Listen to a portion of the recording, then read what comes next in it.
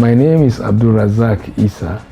I'm the Chairman CEO of Walter Smith Group of Companies. Energy is critical to life. When you hear about energy, you're talking the bedrock for industrialization, because without energy, really, you can't have any form of industrial development. So energy in its various forms is critical to the growth and development of industry, growth and development of economy, growth and development of people, most importantly. So you cannot differentiate between energy and industrialization. That's foundational. So when you don't talk about the various forms of energy, different types, you can use oil, gas, which can then translate into power generation, and then you have coal, you have renewables, all forms of energy that are critical. So you have to harness all of those together towards industrializing a nation or an economy. The supply or the inadequacy of it and the utilization and consumption of energy really is a determinant. The level and scale of consumption of energy is a determinant of the level of development of any society. So that's why you see today, Nigeria still produces less than 10,000 megawatts of electricity.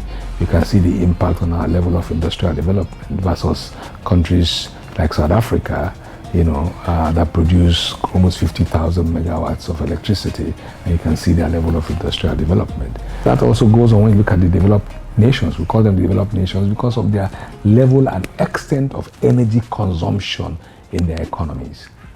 So there's a strong correlation between energy and industrialization. And therefore, for every society to really industrialize, you must develop your various energy sources. It's important that you invest in it, build the supporting infrastructure that will enable that, so that you can then utilize it for the purposes of developing your natural resources that you have for your country. And having sufficient energy supply and investment in the infrastructure is the key nexus that you're going to have towards catalyzing industrialization in an economy.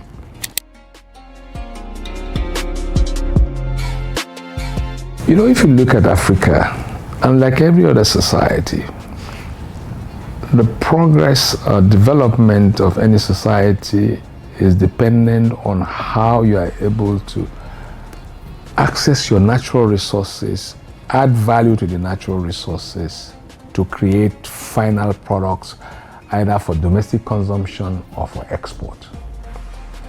If you look at the political economy of Africa, Africa has been positioned to the West as a source of raw materials, where raw materials are taken either in form of oil, which we have been doing in the last 60 years to export, or export of raw agricultural products that are taken out of the country, and value is added somewhere else.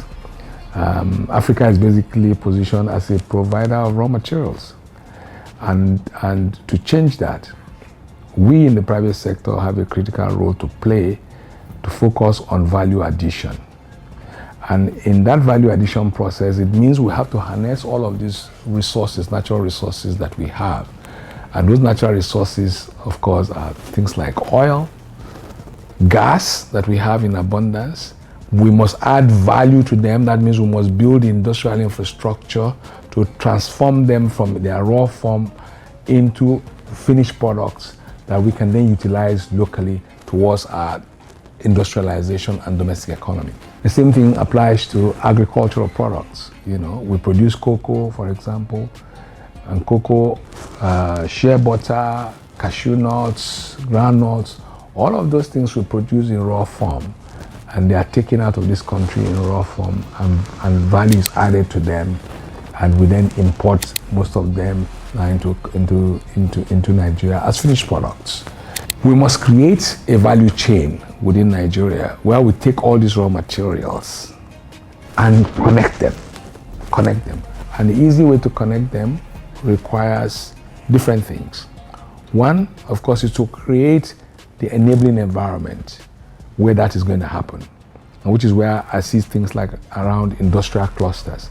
Those industrial clusters you can then have where power is generated, maybe utilizing gas, right? And then the power is sold to industries that can add value to some of these to manufacturing concerns that can add value to these other raw materials that we're talking about, like agricultural products. So you can have things like soap, like clothing, like food materials being manufactured within an industrial cluster. That's where the manufacturing really happens. That is where people begin to feel the impact of what you are producing as a nation. That's why you see the connect between the energy and the manufacturing activity. And then from there, of course, economic empowerment of our people.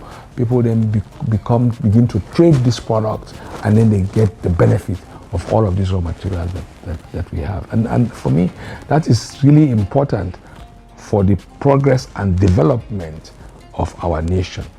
That connection is what will lead to industrialization.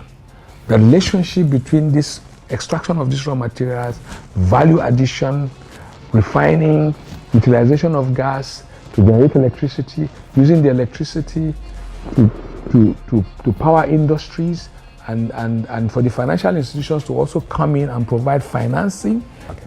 That is the connection that I see between those three.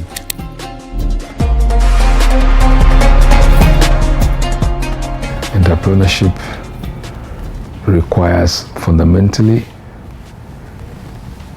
that you can bring ideas into action. It requires you to have a vision. It requires you to be determined to solve a human problem. Entrepreneurship is not about making money. Entrepreneurship is about your determination to say, I am going to solve a problem. Money will follow that. The success and the sustainability of your business is a factor of how much human problem, you're able to solve. When there is no medication, you create medication that solves a problem. You are in business. Now, so it's not the idea that, oh, I need to make money first, that drives success in entrepreneurship and in business. For young people who want to succeed in business, in entrepreneurship, first you must have an idea. You must identify a problem you're trying to solve. Then you now start to have the building blocks on how you intend to go about it. Are there policy issues around what you're trying to do? Are there financial issues around how you're going to implement it? Are there support systems that you think you need to put in place to enable you overcome those issues? Are you educated enough to know that this is a problem, this is how I can solve this problem? So you need the education. You need to prepare yourself from a competence point of view. And most importantly, you need to be bold. Because, entrepreneurship and going into business is not something you do that easily. And the thing about entrepreneurship is that you can fail. You're allowed to fail. You can have all these ideas in your head that you want to do things, but you can fail. But when you fail, it's a lesson you learn. And so you must equip yourself. So constant knowledge, development of your knowledge is very important in whatever you choose to do. You need to stay focused. You don't want to jump from one thing to the other, because there's always a tendency to want to do that. As you begin to succeed a little bit, you begin to want to jump from one end to the other. No. Stay focused to say, this is the goal for me. Once you have stabilized that business, maybe on the back of that business, other opportunities begin to open up. And then you can also now take advantage of it, because you are strong, you are comfortable, you think you have now entered the growth phase, and then you want to consolidate on your growth. The Mentor Matchup Challenge 7.0 brings together key stakeholders to explore equitable trade opportunities for Africa's growth.